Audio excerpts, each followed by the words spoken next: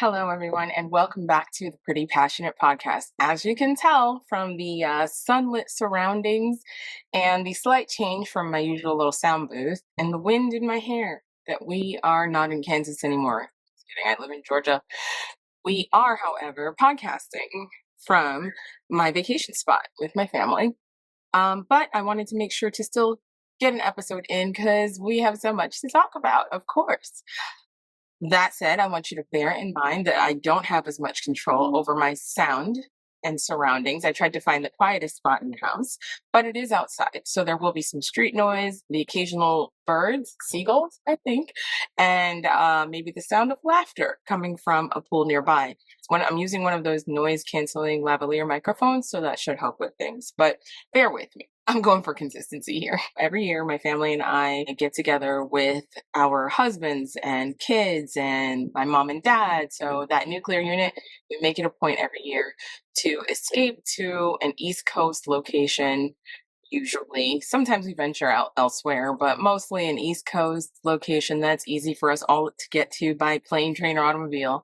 And we get together for about a week, rent a beach house, and let the kids mingle and have a great time, make noise, stay up late, eat sweet treats, and the whole thing. So I managed to get a few minutes away because our husbands took the kids to the bigger community pool, and they're not behind the house right now making a bunch of noise in the smaller pool out back.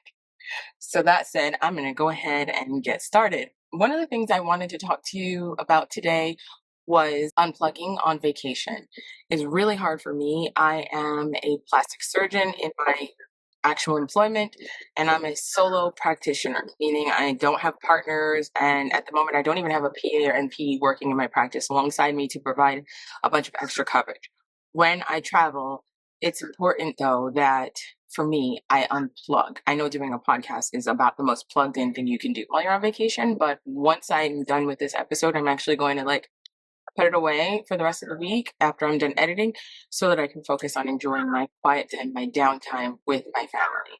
And I think that's so important in this day and age, especially when, algorithms push us toward ever more engagement and more involvement with social media. It is important to have some boundary. That said, my profession is particularly notorious for being able to unplug. When is a doctor not needed? When is a doctor able to completely walk away from their patients and not be reachable? There are, in my life at least, very rare moments where that's even a thing. Even on maternity leave, I was still available to my patients and available for my practice. Even though my practice is currently in the hands of my very capable manager and staff, I remain reachable by phone, but to keep that unplugged mindset going for myself. Rather than in my daily life, I normally have this thing attached to me at the hip and it is never away from me or never very far from me. There are a couple of gadgets that I rely on to unplug, which is the irony of that is not lost on me, that I rely on these gadgets to unplug. But there's a psychology here for me that I'll share with you. So I use an Apple Watch, as you've probably seen in past pods.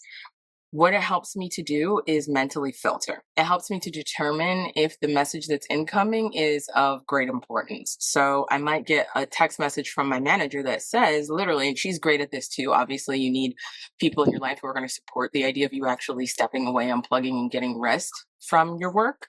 But she's really great about sending me a text message that requires an answer from me, but it'll say when you get a chance or when you get a minute.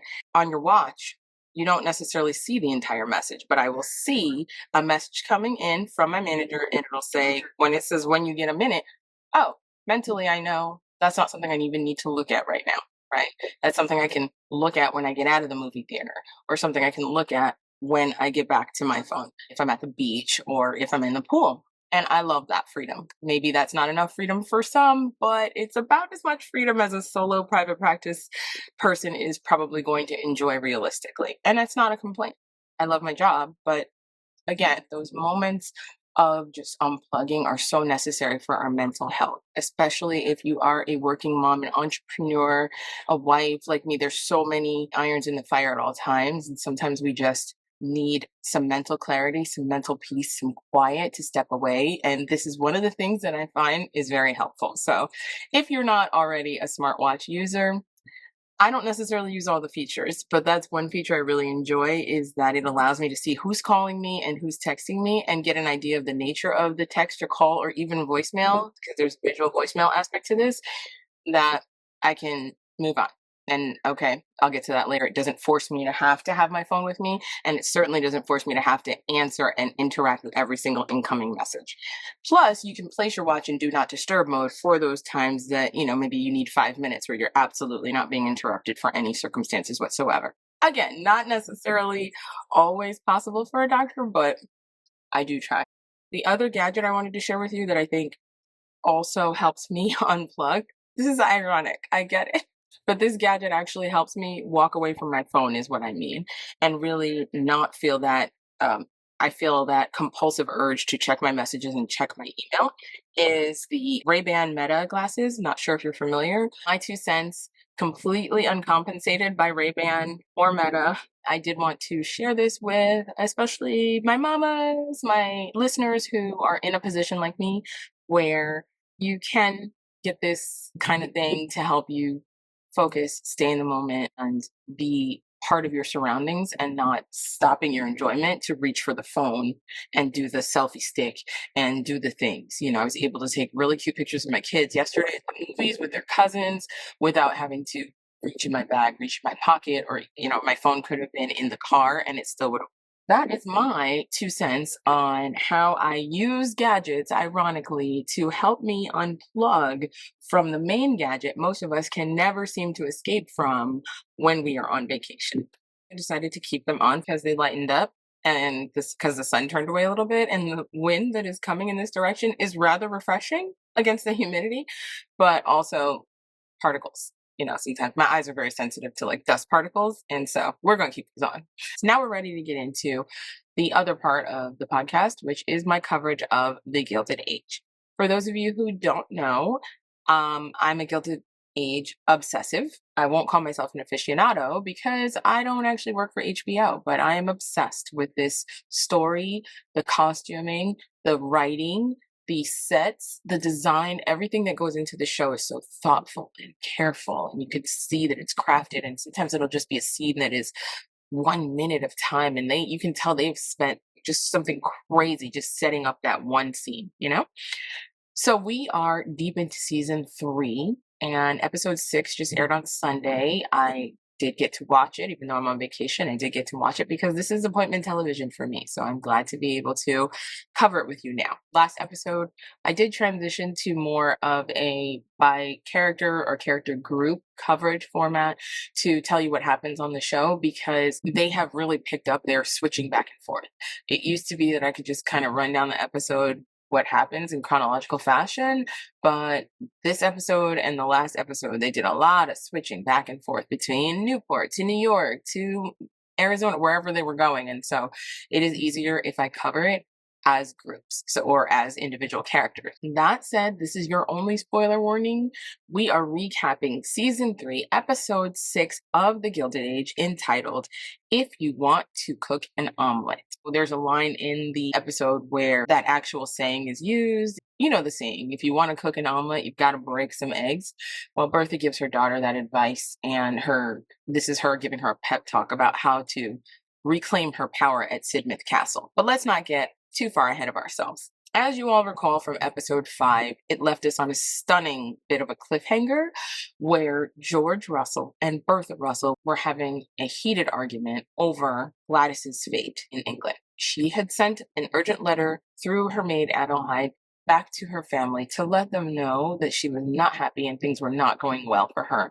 And of course, that upset George Russell to the point where he actually told Bertha that he's leaving. So we catch up with Bertha Russell having already arrived in England. Remember, she was going to hop on that next ship that was leaving the following morning. Mrs. Russell arrives at Sidmouth Castle. It's immediately apparent that Lady Sarah is going to impose her will. She gets all up in Bertha's face and starts kind of giving her the lay of the land, just like she did with Gladys, like, welcome to my castle. Gladys is clearly in that moment, somewhat resigned, you can tell, to just accepting Lady Sarah's. Doesn't have a lot of fight in her. And I think Bertha clocks that immediately. And it's like, oh, hell to the no, not my daughter. Mrs. Russell has learned from her maid that at this point, even the help are up on Lady Sarah's game. And they know that she is trying to basically train Gladys like some kind of a dog, which is crazy, given that this house is being saved by the money that Gladys's family has pumped into their hands. Bertha goes to confront Lady Sarah. Like, what are you doing? Letting her know that essentially, what are you doing? This is my daughter, is the lady of this house. And Lady Sarah snaps at her at dinner. She pretty much just kind of cows her at dinner. And I think in that moment is when Bertha decides, okay, she's got the lay of the land. She knows what's going on here, and she is developing her tactic for how she's going to clap back. And rather than make a scene, which is what I might do in that scenario, Bertha is just too smart for that. She didn't fall into the trap. She let Lady Sarah get that lick because she knows she's going to get her lick back. So she kind of sits back, gets the lay of the land. She talks to her daughter, kind of lets her know, I'm up on Lady Sarah's game. This is what she's trying to do, and this is how we need to approach her. There are several dinner scenes at Sidmouth Castle where some of these showdowns take place. At dinner, once again, Bertha is seated, and they're having a political discussion about women's suffrage. Bertha, as it turns out, is a hardcore suffragist, and she doesn't really back down from it. She doesn't wear the label because Lady Sarah tries to throw that on her, like, oh, don't tell me you're a suffragette, like putting her down. And Bertha's like, no, but I do believe that women's rights are, people's rights, and that they're essential to the development of a fair society. And wouldn't you want to make sure that even unmarried women have a voice in this world? During that dinner, Bertha definitely backs Lady Sarah into a corner, calling her on her anti-feminist views by pointing out that they have a female monarch at the head of England. Now, we know that the Queen of England does not play a very political role and exercise strong political power in the country, but she's still a very respected figurehead for the country. And so, especially at that point in history. And so it is important that Bertha points that hypocrisy out to Sarah when she talks about women's inability to make decisions, or the need for women to not bother making decisions because the figurehead, the leader of your country, is a female monarch. You see that Lady Sarah kind of backs out of the conversation real quick and says, oh, I would never presume to comment on the intentions of someone as important as the queen. That's how she kind of skulks her way out of actually giving a real answer. And I love it. And you can see Bertha making eyes with Gladys, and that Gladys is making note of this. Like, that actually worked. Then Bertha starts coaching her daughter in earnest. She's telling her, listen, your money is saving this place. You're in a position of power whether you actually know it or not. And ultimately, the money that you're bringing in to save this place, you should exercise some say in how that's used. You should exercise say in the renovations that are happening. Bertha makes note that the place is rather bleak and does not look nice, and it's kind of drab looking, especially compared to her digs, but in general, there's not a lot of paintings. And that's when Gladys lets us know that they actually sold off a lot of the artwork and decor in the house to pay for the upkeep of this castle. Bertha's like, aha, perfect, which means exactly that. You will be able to influence how this place is redecorated with the money that you're bringing in and what projects are important to you. She tells her that she has to win Hector's respect and love by showing her interest in their life here and her ability to manage things. She can't just sit in the background and let Lady Sarah cow her into non-existence, because that would be an easy way for Hector to keep letting Lady Sarah do the things she's been doing for decades, which is being the woman in his life. Because their parents died pretty young, they have this bond, they explain, where Hector lets her be mama, wife, whatever. Bertha makes note, hello, you are the wife now, you are the Duchess. Show him how useful you can be and make him fall in love with you. She's essentially, this is an argument that comes up about Bertha. Is she a bit of a 19th century feminist?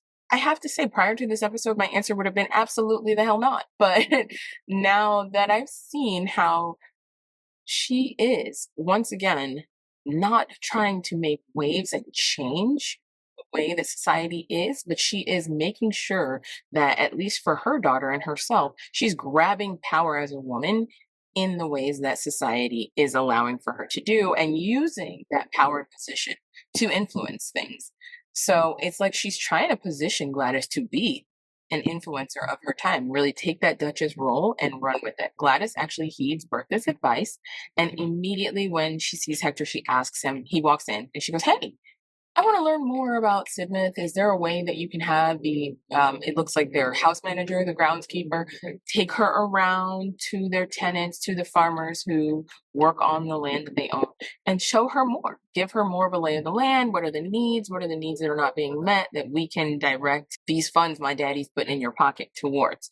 Hector is like beaming the minute she does this. He's enthusiastic about her wanting to learn more about Sidmouth, as anyone would be, right? Your new wife wants to actually settle in and learn more about your home. You can see that it immediately works on him. Lady Sarah rolls up and is in instant hater position because she learns that, okay, Gladys wants to learn more about the estate, which means what? That Gladys is wising up on how she's going to usurp some of her power and control in the house. But Lady Sarah is powerless to stop it, as Bertha points out. And the minute Lady Sarah pops up and tries to cow Gladys, as she usually does, and tell her what she's supposed to do, Hector actually stands up to her for the very first time, because we've never seen him actually tell his sister, hey, don't talk to her that way or whatever. We've never seen him really reprimand her for the way she's treating Gladys. In that moment, Hector immediately stands up for his wife and he says, well, she's a duchess, basically, like she should learn more about the place. I am heartened, I am encouraged by the fact that we are immediately seeing a situation where maybe Gladys won't be so miserable in England after all, and maybe her mother's dream for her becoming this incredible influence in society, in British and American society, will actually come true. In real life, for Consuelo Vanderbilt, the marriage was not one she chose, and initially she was miserable. But also in real life, she did go on to live a meaningful life and to live a relatively happy life, especially if you compare her to other women of status of the time. She wrote a biography in which that is very clear. I don't want to say it could have been worse, but I guess the truth is it could have been worse. I hope that what the writers are going to do with Gladys is give her more of a happy ending. So this looks like the beginning of that. Maybe I'm jumping the gun, but we're moving on. Later on at dinner, Gladys actually proudly shares her plans to create a new woods on their grounds in this area that appears to have been neglected and dilapidated in celebration of the Queen's 50th anniversary. That's a big celebration in England. I believe it is called the Jubilee when they celebrate 50 years of the monarch having ruled 50 years in a row. That is a big deal. And so they have a big celebration about it. And so in honor of that Queen's Jubilee, Gladys wants to establish a beautiful new garden, a new woods, where they're going to put in all these plants and stuff. And she would obviously need the help of the tenants who are part of the community there. So she's floating this idea. Immediately, Lady Sarah attempts to shut her down. She goes, oh, we've already thought about how we're going to celebrate that, so no need for your input, which is crazy. And then she stands up. Lady Sarah's like, all right, let's go. We're ready to go through, because, after dinner, the women of these ranks always go through to the salon and they have tea and they, talk and gossip. And the men go through and they have port and other spirits separate of the women. So Lady Sarah gets up, I guess as she always does every night, and announces that dinner's over and the women are going to go through. Well, our little Gladys, so proud of her. Oh my God. She's like, tat, tat, tat. She's like, are you well? I literally screamed. I had to pause because Gladys is like, are you okay? Are you okay? Because you got up from the table before me. That's strange, because I'm the Duchess around these parts. She did it so calmly in such a classy fashion. It was a clap back heard around the world that she couldn't be accused of rudeness. It's simply strict British tradition that the highest ranking member of society, of the aristocracy at this table, is the only person who can be like, dinner is over. When they get up, everybody else gets up and follows suit, right? So she's the Duchess of the table. Lady Sarah ranks below her, so she's not able to announce the end of dinner, except that she's being a rude jerk to Gladys and has been doing this. So Gladys calls her out on it, and her seat neighbor is like, well done, girlfriend. Leans over and tells her, like, you were right to do that, because she's been getting away with that and it's extremely rude in their society. And isn't Lady Sarah Ms. Manners always trying to tell Gladys what she's doing wrong and how she's not fitting in and she's not able to adapt to the norms of British society? But yeah, here she is busting through those norms, being rude, and she was rightfully put in her place. I always love a good clap back. The neighbors are playing music. I'm sorry if you can hear that beyond my voice, but hopefully the mic is also canceling a little bit of it and picking up on what I'm saying very well. Unfortunately, it is time for Mrs. Russell's trip to end. And before she leaves, she gives Hector a really meaningful pep talk where she talks to him and encourages him that, like, look, Gladys is showing interest and she's someone who she can be a strong ally to you and she can help you take Sidmouth into that next level, into the next generation. And you guys can have a beautiful life together. But you got to treat her right and you have to protect her from Lady Sarah. And I just, once again, love that Bertha was standing up for her daughter and not in a way that was disrespectful, like she's going to come in here and lay down the law because you guys are living off her money, but in a way that would be very palatable to any person in Hector's position, right? This is my mother-in-law giving me caring advice on how I can cultivate a beautiful life with her daughter I just married. Anyone would welcome that in any time, including modern times. Lady Sarah tries to get one last dig in, trying to tell Gladys how she's going to say goodbye to her mother. Like, oh, well, where will the crying take place? Here, rather than taking her to the train station or some such nonsense that was just incredibly rude. And her sad little attempt to get one last dig at Mrs. Russell. But let me tell you, our girl Gladys is in her power. And Hector, having witnessed, I guess, everything he has witnessed about how Gladys is going to be a promising duchess and a real leader, and having just had that talk with Bertha, immediately steps in and shuts Lady Sarah down and is like, excuse me, the Duchess can determine how she's going to say goodbye to her mom. Period. Zip it thy lips. And I love that for her. It's clear that Gladys is left in a much better position upon Bertha's departure, even though you can see that Bertha's sad to leave her. I mean, who wouldn't be? I think she feels like mission accomplished and that she's put her daughter in a much, much better position. But she's got some bad news to arrive back at the house to learn. When she gets back to New York, she will learn that those gossip rags that she was so determined to find out the source of the leak are absolutely still at work here. And they're absolutely talking about her potential split from George, because they are onto the fact that George is not staying at the house. They are onto the fact that she's in England trying to patch things up. They're onto too much. And it becomes clear to Mrs. Bruce and Mr. Borden who the leak is. By the end of the episode, they let us know that they're pretty much believe that the leak is Andre, Bertha Russell's maid. And doesn't it make perfect sense? How did we not see this before? Okay, like obviously she's the one who is in the room, in the back, probably being ignored like the help usually was back then, right? And Bertha's spilling all of her secrets in front of her. She has gained her trust. She's been her lady's maid for quite some time now. Bertha doesn't have a real reason to mistrust her. She's also there when all of this intimate details are being discussed. A lot of the household staff, they have their bits and pieces that they're privy to. But there's only one staff member who knows everything, who knows all of Bertha's intimate details and is around probably when she's discussing all of her plans, including things like Gladys's embroidered underwear when they go to visit the couturier and, get all those things, the dress details, the underwear details, the seating charts, all that stuff is happening within Andre's hearing. So Miss Frenchmaid is about to have some trouble when they get back to New York, I think. On to George Russell, Railroad Zaddy, as he's also known as. I came across a TikTok calling him that, and now every time I think of him, I'm like, yeah, Railroad Daddy. So, George Russell, who we're not sure if he's single. I'm not embracing that. I refuse. George Russell arrives having been summoned urgently to J.P. Morgan's house. J.P. Morgan, if you recall, last episode, or 2 episodes ago, actually, backed out completely from his business dealings with George and let him know that he was stretched too thin, that the market was too volatile, and this railroad project was going to be the end of him. If you will also recall from last episode, George Russell was trying to consolidate control of the Chicago rail lines by convincing the Merrick family to sell him their shares so that he could have a controlling percentage of shares of that rail line so that he could continue his transcontinental railroad development across the United States. He's also still working on land deals in Morenci, Arizona, and he, if you recall last episode, dispatched Larry to handle those details for him. So we'll get to that in a minute. Big wigs arrive at JP Morgan's house. They've all been summoned here because he is basically like, I'm going to act as an intermediary here.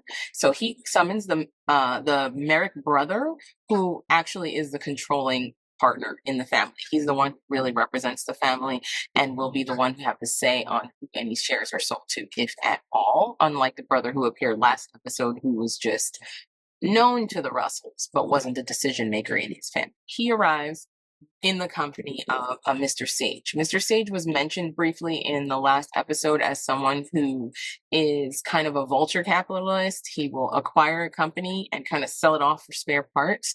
He's not someone who's going to carry on the legacy of a company or of a business venture that a family might sell to him. And that was George Russell's main selling point to the Merrick family, that this is your legacy. You don't want it sold off bit by bit to the highest bidder. And that's what Mr. Sage is going to do with your company. Trust me with it. But they don't have that established trust with George Russell yet. Everybody's at JP Morgan's house. JP Morgan lays it out clear, like, yo, no horses are parking here. There are no main roads. Y'all are not leaving here until somebody owns 51% of the Illinois Central line, which is that railroad situation we discussed. Someone has to have a majority stake in the railroad line in order to determine what's going to happen with the Transcontinental Railroad. At this point, JP Morgan is exercising his big dog influence in the financial world to let them know that this deal needs to happen, period. We need to move forward with this so we can all let's get past this little nonsense so we can all go ahead and get rich, is his point. And I agree with him. And I appreciate this action because I thought that he had completely abandoned George to his project and he would just show up later when it was profitable. When they get down to business, it's clear that Mr. Morgan does still side with George Russell, and he believes that the Merricks would do better to sell their shares and controlling shares to George Russell because he knows Mr. Sage's reputation. Their family's business would not be safe in his hands, but would rather be skeletonized and sold off to the highest bidder. At long last, Mr. Merrick agrees with Mr. Morgan and decides that he's going to sell. They're not in New York City. So that leaves a space of time for the other character who showed up to this meeting that I did not mention, which is Clay, if you recall, is George's former business manager who he fired because Clay did not agree with George Russell's direction that he was taking. He was saying he was over leveraged and that he was never going to make his railroad dream come true and he needed to abandon ship while they still had a company to speak of, while they still had a fortune to work with. And if you recall, George Russell felt like Clay was spending a lot of his money getting a lot of nothing done. So that's why he got rid of him. Clay has now aligned himself with Mr. Sage. So you know where this is going. In the carriage ride, this was something that appeared in the preview last episode. Clay is smoking a cigar and he's got all the confidence in the world of somebody who has a plan.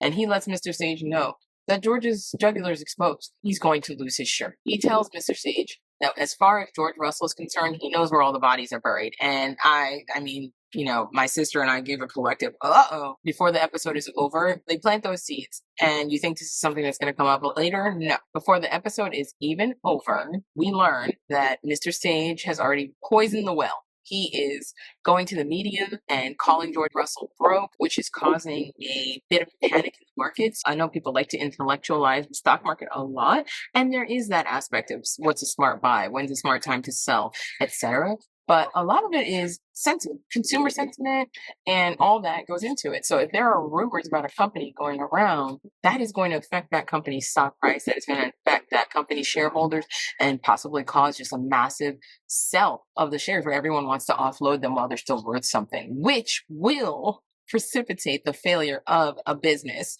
It's like a self-fulfilling prophecy. The minute that shareholders hear any kind of trouble, they might trigger a massive sell-off of their shares, which will in effect create the problem that the rumor started. George is standing in his office when he learns about the papers and the leaks and that Russell Industries is about to plummet. And then he learns that Merrick has actually pulled out of the deal, understandably. So George is talking to his business manager about stabilizing Russell Industries by infusing some kind of cash. He's like, I'm going to get some money. I'm going to get some money. It's like, uh-oh, please don't do no villainous stuff to get this money, George. But later we find out that he actually was trying to get loans from different banks. So he spent the day on the phone with banks, I guess, trying to get a loan, trying to get some infusion or some kind of investment. And he is rather defeated pretty quickly because no one is willing to give him any money. But his stance is he's not selling to Sage ever. If he can't get the money to bail his company out and bridge them to the point where they can get this railroad thing done, he'd rather watch the whole thing burn. That's a tough decision to make as a business owner, but it is hard to watch something that you've built with your blood, sweat, and tears be sold off to a conniving, lying person who is plotting your demise. That's what's going on with Mama and Papa Russ, Oscar and Marion. We catch up with them at the Van Ryn estate, and they are having a discussion, a hushed discussion in the hallway. For some reason, because Marion saw Larry run over to say goodbye to Oscar and she doesn't know what the substance of that conversation was, she goes and follows up with Oscar and is like, hey, what were you guys talking about before Larry left? A little nosy. I don't know. I felt it was a little bit like awkwardly nosy, but Oscar tells her that Larry was telling her he saw Maud beaten. Marion's pressing, like, oh, where? Trouble. Oscar is actually like getting ready to head over to the Haymarket so he can confront Maud Beaton, as that was something he planned to do last episode. And she's like, where did Larry run into Maud Beaton? You can tell she suspects something. All these questions are not coming out of nowhere. Oscar manages to get out of this interaction without telling her that Larry saw Maud Beaton at the Haymarket, which I actually commend him for, because y'all know I don't really fool with Oscar like that. He's a little slimy and untrustworthy for me, and it's going to take a lot for him to win my trust back. But he at least has Larry's back on not completely diming him out. And he even tries to convince Marion that it's not important. But anyway, he actually heads over to the Haymarket. He gets there and he spots Dolly Trent, Maud Beaton. She tries to avoid him, but instead what he does is engages the pimp to say, I'm going to buy some of her time. They get in a room together. First, he appears to be a little bit threatening. Like Maud is like, oh, is that a weapon that he's brandishing? What's going on? As he's approaching her, he's asking her what happened to the money. She claims that she was working for a man named Crowther, who was a part of that circle. He was the person that Oscar actually handed the check over to as a part of the scam. She says that Crowther has been using her to get money from greedy men who have access to capital. So basically, she spotted Oscar a mile away as a man who, yes, he has access to capital, but he's also greedy, but he doesn't have the balls to steal money himself. That's Crowther's avatar, so to speak. That is Crowther's ideal client, ideal victim, is exactly someone like Oscar Van Ryn. Let that sink in a little bit, Oscar. And I think in that moment, it actually does sink in for him. Those words actually sink in, that he's like, okay, I see why I was the perfect mark. Yes, she's wrong to do what she did, but yes, I was being greedy and could not just live well enough alone and enjoy the massive wealth that I had for my family and I tried to get rich quick. And he paid for it. So you could see something click for Oscar in that moment. As his demeanor softens, she softens. And she confides in him that, like, you don't need to worry about me, man. She said, my father sold me when I was 12 in a card game. So you don't have to worry about me. I've been on my own ever since. That comment softens Oscar even further, because he's like, whoa, like what a life this young woman has had to live for now, constantly being taken advantage of by men. And remember that John Adams actually triggered his conscience last episode, telling him, you don't exactly have a right to feel like you were completely scammed by Maud, because you were going to scam her too. You are a closeted gay man who was going to marry her, not for love, but because you thought she had money that you could grow and continue to grow your fortune with. That is the hard truth. And so you can't sit completely in the position of victim, is what John told him. And you can see all of these thoughts coalescing in Oscar's mind and his facial expression in real time. And that's actually a credit to the actor, that we can see that all playing on his face. He visibly has empathy for her in that situation after she told him about her childhood. Maud also tells him about a sister she has, who she hasn't seen in a very long time, who lives in Sandusky. Later on, Oscar actually summons Maud to a train station where he meets up with her. He hands her an envelope. It contains a train ticket one way to Sandusky and $100. She is completely shocked because she knows she's done absolutely nothing to deserve this kindness from him, nothing to deserve any favors from him. She's kind of like, why? He's like, I'm setting you free. She had told him that she was indebted to the people running the Haymarket, so there was no way for her to get out. And that stuck with him. It landed with him. And he decided that he was going to set her free, tell her to go away to Sandusky, Ohio, never look back, and definitely not come back to New York. Because at the time, truly, she would just disappear to these people. It's not like they would be able to easily apprehend her in any way. Criminals looking for criminals who owe them money were kind of out of luck if the person skipped town. So that's a really sweet turn for a character I've not been too fond of. Maybe there's more in store for Oscar Van Ryn, and he will have a redeeming arc. I love to see a character actually develop, grow, change right before our eyes, in a good way or in a bad way, but in a way that makes them interesting, right? So we're going to head back to the Van Ryn house, where Bannister is bringing Ada and Agnes their man. They are pressing him. Well, really, Agnes is pressing him to learn how much money Jack got in this deal, because it came up again in earlier conversation, and it's making her uncomfortable that she doesn't know this information. Jack actually runs into Marion at that point. Marion is pressing him to learn more about the night he went out with Larry. She didn't get the information she was looking for from Oscar, if you recall. So now she's pressing Jack for the information, which I thought was a little unfair because at the end of the day, Jack is an employee and you're putting him in a tough spot to make him rat out your fiance. Why don't you just talk to your fiance if you have a question? Is what I would say to Marion if I were her friend. Like, stop skulking around trying to find out information and talk to him directly. You'd be surprised that he might actually tell you the truth. Remember that he didn't initially tell her the truth. He did tell her that he was headed out with a friend for a bachelor party, but he told her they were going to Delmonico's. Is it atypical for men to do that kind of thing? It isn't in this day and age, but I suppose in the late 1800s, this was still very salacious behavior for high society and for high-minded folks. It's very hypocritical dual existence these people had. Because on the one hand, it was very common for men like Larry to do these kinds of things. No one cared, no one batted an eyelash, and everyone in that establishment expected men of means to be there. But for Marion, she's expected to be this clean, chaste, pure as the driven snow bride. So I guess there is some expectation from her that Larry will comport himself in a similar manner prior to them getting married.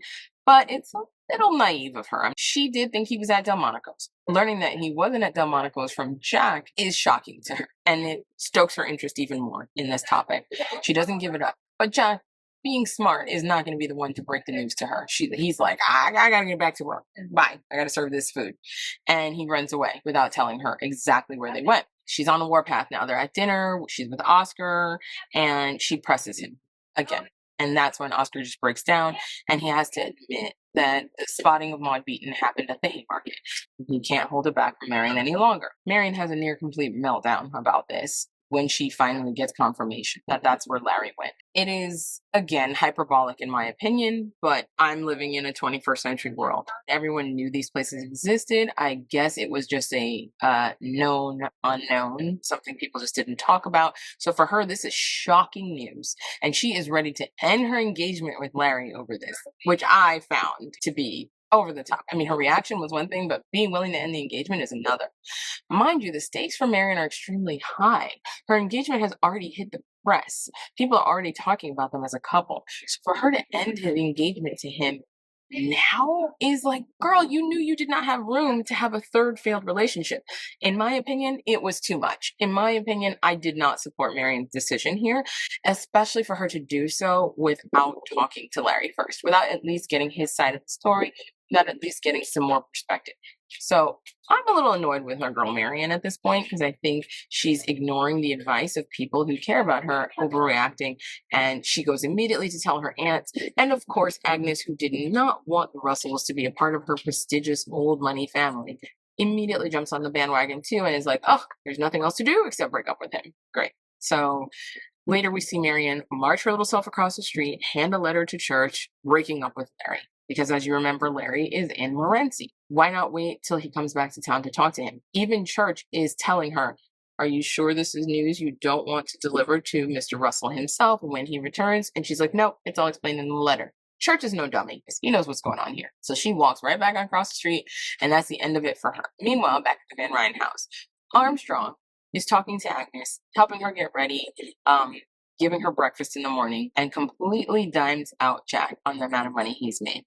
She talks about how his presence there somehow insults the dignity of the remaining working people in the household who actually still have to work for a living. On the one hand, I guess I could understand how it might be kind of tough knowing that this guy is an exceptionally wealthy person working as a footman. It almost feels like he's play acting poor now. But on the other hand, it feels a little bit cruel that Mrs. Armstrong doesn't understand that becoming this wealthy overnight is something he has to adjust to psychologically. I'm sure she knows that this is the first home he's ever really known, and this is the most stability he's ever enjoyed in his life.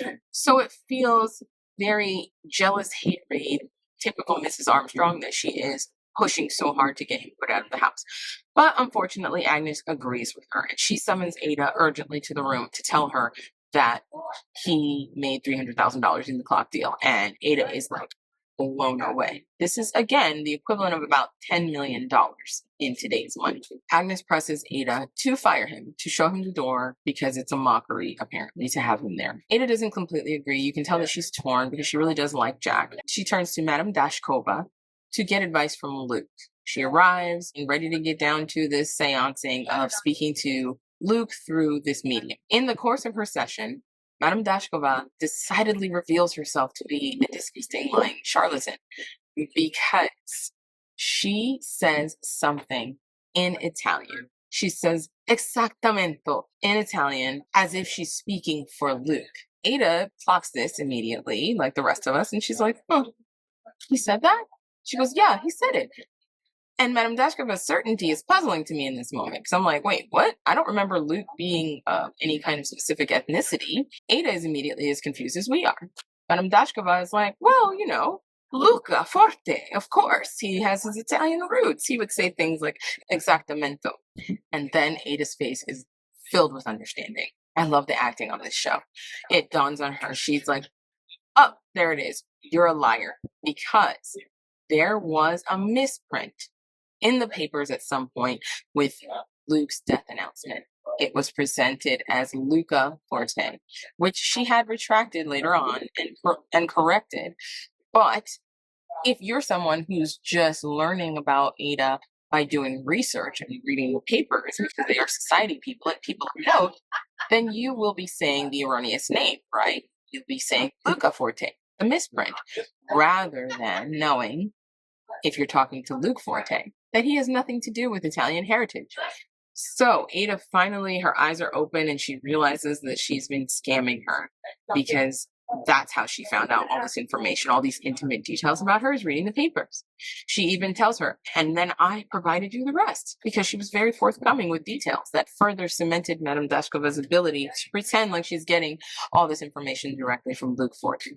So she tells her off in a very classy way, storms out of there, heads back to her house, and back at the Van Ryn house, Agnes receives her. She's clearly distraught. She doesn't tell Agnes why, just that she's lonely, she misses Luke, and she begins to sob in Agnes' arms, and being big sister, Agnes comforts her. She doesn't know why she's upset, but she does comfort her in that moment.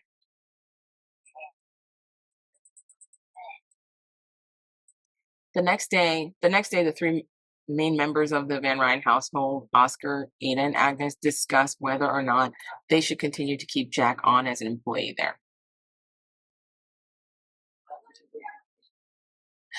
Agnes is being a jerk, and I don't necessarily agree with her standpoint, but in this moment, she delivers one of the funnier lines of the episode when she calls Jack a Rockefeller in livery, which was hilarious. Livery is the uniform that service people wear when they are working in these formal households, that service tuxedo that Jack is always wearing as a footman. And basically, she's saying that he's disguising himself in service wear and he's a Rockefeller, which is crazy if you think about the perspective. She's saying he has as much money as the Rockefellers in this time, which is just, I don't know how true that is, but what a comparison, right? So they make the decision. Ada meets with Jack and gently tells him, lovingly, that it's time for him to move on. I did like her delivery in this moment. I felt like she was firm and very clear that her decision was final. And also, she was empathetic to Jack's reluctance to move on and his reasons for kind of hesitating. But it also felt like Ada was not doing this to be cruel. It genuinely felt like Ada's purpose in firing him was setting him free and forcing him to enter this new chapter of his life. And helping him realize that now he's one of them. He's one of their peers. He is not somebody who has to continue to live in her household as a servant. It is a dose of necessary medicine for Jack, I think. He does need to move forward. He does need to accept that he is now a wealthy man. But I know it's hard for him. And I felt so bad for him, and watching him bid farewell to the staff and cry in Mrs. Bauer's arms, you know that it's hard for him. And you know that he is pretty rudderless as to, where do I start? Where do I even do? Where do I even go? Everyone wishes him well, bids him a warm farewell. And even Mrs. Armstrong's cold, hating self does wish him all the best, which was surprising. So I'll give her credit for that. He also hands Bridget an envelope for every staff member and the members of the Van Ryn household who contributed to. Remember, he had asked them to donate to him to be able to afford his food. So he is giving envelopes that contain a return on the investment they made in his book. He asks her to distribute the envelopes after he's left, and he sadly leaves. He's probably going to stay at a hotel somewhere nearby, and they give him some recommendations. Well, when they go to open their envelopes, everyone is stunned at his generosity. Mrs. Bauer lets us know that this is 20 times the investment that she made, which is beyond generous for any investment that anyone makes. All the staff members who contributed and Mrs. Armstrong's sour self also has an envelope. So that just goes to show you at heart what a good person Jack is that he didn't leave her out. And you can see that her face is a little bit guilt-stricken over the fact that she got him kicked out and he was still so kind to her. So I don't know what's going on with Miss Armstrong as a character, but I feel like she has made zero evolution from when we first met her, being racist, a hater, staunch member at the bottom of a food chain, protecting the old guard. For what reason? Other than she doesn't see herself rising to the top of society like Jack, so she wants to prevent anyone like her from doing so, or if that person has managed to do so, she doesn't want to see it. I don't know what's up with Mrs. Armstrong, but she's literally my least favorite character on the show, and I hate all the screen time she gets. But I guess that makes her a very effective character and a very effective actor if she's able to elicit those emotions. And moving on to our favorite, my girl Peggy. Peggy returns from Philly and she fills Marion in on everything. She lets her know about what happened at the train station prior to her departure between Dr. Kirkland and Mr. Fortune from the Globe. And she also fills her in about her time with the suffragist whose story she covered. Marion is shocked to learn all of this, but pretty much agrees with her that it was a great opportunity. And she's also thrilled to learn that suffragist is coming to Brooklyn to give a talk to the ladies there.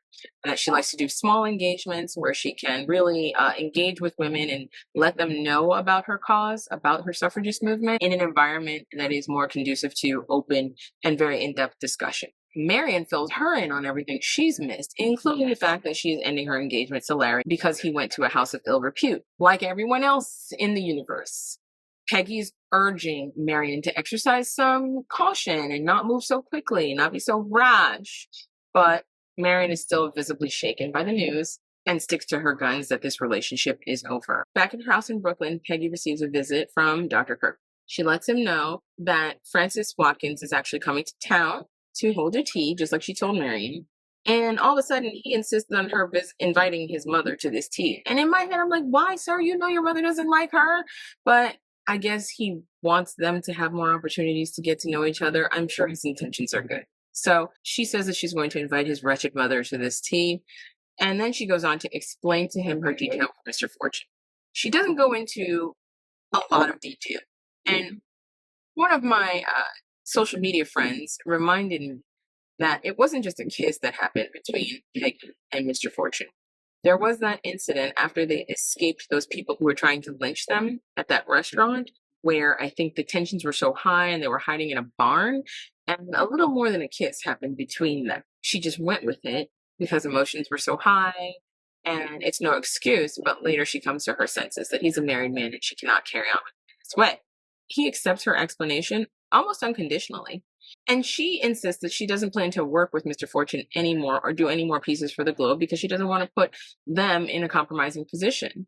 And he still reassures her, like, I'll fight if I must. I'm down for a fight if I must. And it was a little more spice than I was expecting from the good Dr. Kirkland. So I enjoyed him standing up for her in that way, once again.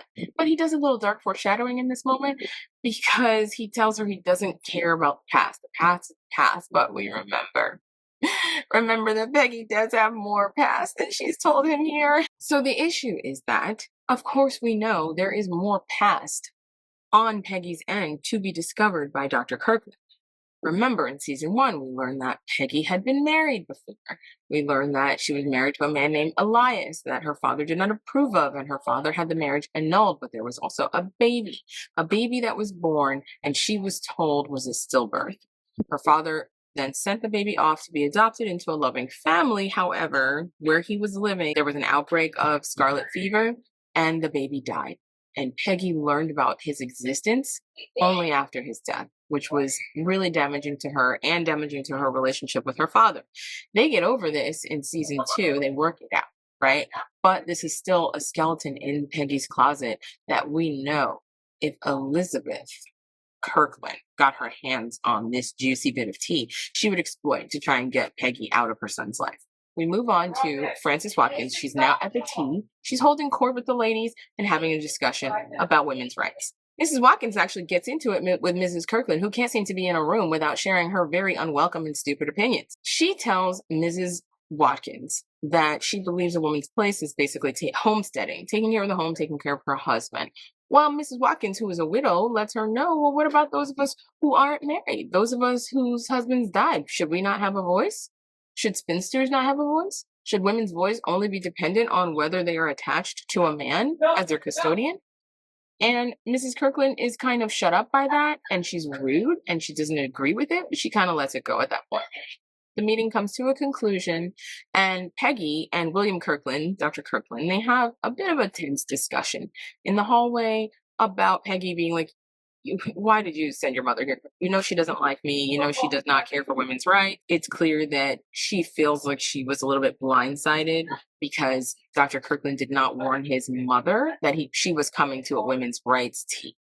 His point is that if she knew that, she wouldn't have come, and he's more interested in them spending time together, I guess, than he is in avoiding conflict. I don't necessarily agree with that. If the woman is known to be anti-women's rights, why would you send her to a tea where your would-be girlfriend is going to be knee-deep discussing women's rights? On their way home, Elizabeth and William Kirkland are in a carriage together, and she tries to drop nuggets and let him know that she does not approve of Peggy as a choice. She lets him know that a woman who's ambitious, a woman who is career-oriented, a writer, an author, a suffragist, is a woman that he should admire from afar. He should respect from afar, but he should not make that woman his wife. And I'm not sure if that quite lands with him, but he doesn't refute it as strongly as I might hope. And a simultaneous discussion is happening between Peggy and her mother. And Dorothy is letting Peggy understand that it's not William that's the problem here. That having a mother-in-law like Dorothy will prove problematic for Peggy if William is not strong enough to stand up to his mother. And after that carriage scene, I don't know that that's the truth. I never took him to be an extremely strong personality, except when he had his confrontation with Mr. Fortune. I thought, okay, maybe there is a side of him that can be activated. Time and time again, when he is in situations with his mother, he doesn't put her in her place. It's like, for example, we see Hector doing with Lady Sarah. And it's interesting that across the pond, they have this parallel happening in this upper crust Black community. Humans are humans, no matter how much money, right? Because across the pond, you have this overbearing mother figure who is making Gladys's life a living hell. And here in New York, amongst these upper crust Black community, you have a similar situation happening with a man who is still somewhat attached to his mother's skirts, taking her opinion, and she's just doing too much and directing his life in such a way that it is turning Peggy off, and rightfully so. On to Larry. He arrives in Morenci. You can always tell that we're in Morenci because they give us like wagon wheels and like almost like tumbleweeds and dustiness that we know is not New York City. So Larry arrives in Morenci at night and he meets up with a gentleman who tells him like, let's get down to business. I know you're here to try to close a deal for your dad, but I need you to hear something. So he summons him into a room. He has something to show him. This man who is representing the miners in the business deal tells him that the mines are actually not worthless. He shows him some new, I guess, geological studies in which they have learned that they were looking for the copper in all the wrong places. And they have actually found a copper-rich deposit that he believes will yield a profitable amount of copper for about 100 years. And not only that, if they found it in that location, then it's in probably many other locations around them. So that area of worthless copper mines just suddenly got a lot less worthless. So he tells Larry straight up, close this deal and close it quickly because he's the only one privy to this information. But if this gets out and all the other miners he's representing get wind of it, then they're going to be far, far less likely to sell this land to George Russell, and his railroad dreams are kaput without the land in Morenci. So he tells him, make a generous offer and make it quickly. Larry looks really pleased to learn this information, So we know that he's going to be advising his father to close this deal and do so quickly. Or perhaps, since we know that they have been paid out the $600,000 they won in the clock deal, is it possible that Larry's going to deal in and get these mines for himself? I like where that might lead as far as future goes for Larry in business. On to the final scene of the episode. Earlier, we talked about how Oscar has had this change of heart with Maud Beaton, Dolly Trent, slash, I'm not sure what her real name is, puts her on a train to Sandusky, one-way ticket, tells her to start her life over. He recounts all of this to John Adams. They meet up for lunch, and John Adams, you can see he's like proud of Oscar and his evolution, almost like a father-son. I mean, they were lovers, but John is happy in his position right now. And you can tell that he's happy to see Oscar evolving in this way.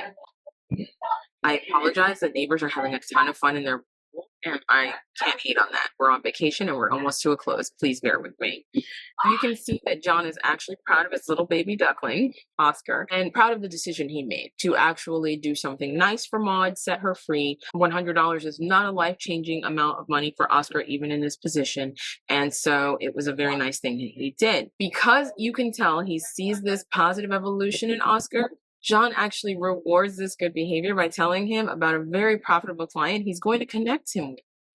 And he says, get prepared. I'm going to be funneling more clients your way. I'm going to be making sure that this Oscar 2.0 is here to stay. And you don't have to worry about money moving forward. That's really heartwarming because we know what the history is between those two. It breaks our hearts that they just can't be together. It breaks our hearts that they have to both, in this time frame, in order to live happily and some level of happiness, live a life that is based in a lie. But John is making the most of his situation, and you can see that he's going to turn around and help his former lover in this way. And he's happy to do so because he can see that Oscar has become a better man. And he's not afraid to invest in the man that Oscar is becoming. They head out, they have a warm goodbye, and still appropriate for public, but a warm goodbye. And John thanks him emphatically and tells him, "You're my savior," because the truth is, Oscar would still be broke, skulking around his mother's house that Ada saved, with no future and no one to trust him and no way to build a business back in his investment business. If it were not for John's initial investment and him bringing further clients his way. So he tells John, with all the sincerity in his face, he's like, "You are my savior." He thanks him. They part ways. John goes to hail a cab, I presume. What other reason would he have to do this? John goes to hail a cab, steps off the curb onto the busy New York streets, and is immediately run over by a carriage. I don't know if it's a runaway carriage. I don't know what the situation is, if this carriage comes out of nowhere, but it's clear that he is thrown back onto the ground, and John does not look alive, y'all. It's clear that he died in this incident. And my heart is like pounding. I am shredded in this moment because there we saw it. Oscar was pinning his future, his hopes on his relationship with John. He was looking into the future. It was looking bright. Even if he can't have John as his lover, as his life partner, he could still have John's friendship and enjoy his support in a way that buoys his life, that keeps him afloat. And they can still have this very warm friendship where they meet up and keep in touch with each other. And maybe that would have been enough for Oscar to be happy. Maybe he's got his shot at happiness. And just like that, it's taken away from him. Completely gutted. I couldn't believe it. I was so upset. So then they immediately roll credits while all of us are still picking our jaws up off the floor. And they go into the preview for what's going to happen next week. First things first, they confirm what we thought. John is very much not alive. And we start the preview with Oscar mourning John. In her typical brash and unfeeling fashion, Ada, who of course doesn't know the true nature of the relationship between John and Oscar, just brushes off Oscar's extreme sadness as, "Oh, he's fine. Men don't mourn they don't grieve the way that women do. Like they don't have feelings or something," which is so problematic. But anyway, this is what she says about her son, that he's going to be fine and no one needs to worry about him when Marion expresses some concern about how sad and depressed Oscar is. Of course, Larry is back from Morenci, and he is opening his letter from Marion. The ring that he gave her, the engagement ring he gave her, is in that letter. And he's instantly suspicious of his mother, which I can't blame him for, but I did feel bad for Bertha, who's trying to do right by her children, it seems, and she did not actually do this. She did not actually interfere. We saw the architecture of how this happened, how Marion arrived at the conclusion that she was going to break up with Larry. So I hope that this can be cleared up, because if Larry is led to believe that his mother is the sole reason why he's no longer with Marion, that's going to cause an irreparable fracture in their relationship. And I don't want to see that for her. She's already struggling with everything going on with George. And if George believes it too, this is going to spell nothing but trouble. Nothing but trouble for Bertha. She has enough trouble. We don't know what's going to happen with her and George. We have no clue. They didn't show them together at all this episode. I don't even know if we're going to see them together next episode, because the focus of the preview doesn't show any of that. It shows all the women in the town are worked up into a lather over a book that is released by Mr. McAllister, who is played by Nathan Lane. If you don't remember who he is, he's the guy who is friends with all the ladies. He remains neutral in all of their conflicts. He was neutral in the opera battle, and he was neutral with this wedding stuff. He's always just there, hearing everybody's gossip. So he's almost like the staff in that way. He knows where the bodies are buried. He's overheard all the crap talking that I'm sure they all do about each other, right? So he writes some kind of seemingly a tell-all book, and it seems like it contains a lot of salacious details about all of the society women. So they are all united against this book, and it seems like they're going to put a front together to put a stop to this book coming out and exposing all of their secrets. It looks like Bertha Russell will be the one leading the charge in this. So it's exciting, and I can't wait to see how it all turns out. My kids just got back from the community pool, so this is perfect timing for me to end this episode and let you know that I appreciate you listening, and that we will be back next week covering season 3, episode 7 of The Gilded Age. Thank you so much for listening to the Pretty Passionate podcast. Please be sure to like and subscribe to the YouTube channel. Also follow the podcast on whatever podcast streaming platform you use, and share our podcast with any friends or family who you know might enjoy our discussions here. I always have fun chatting with you guys. Please be sure to drop any comments in the comment section below. I'm going to go enjoy my vacation. Okay. Love y'all. Bye.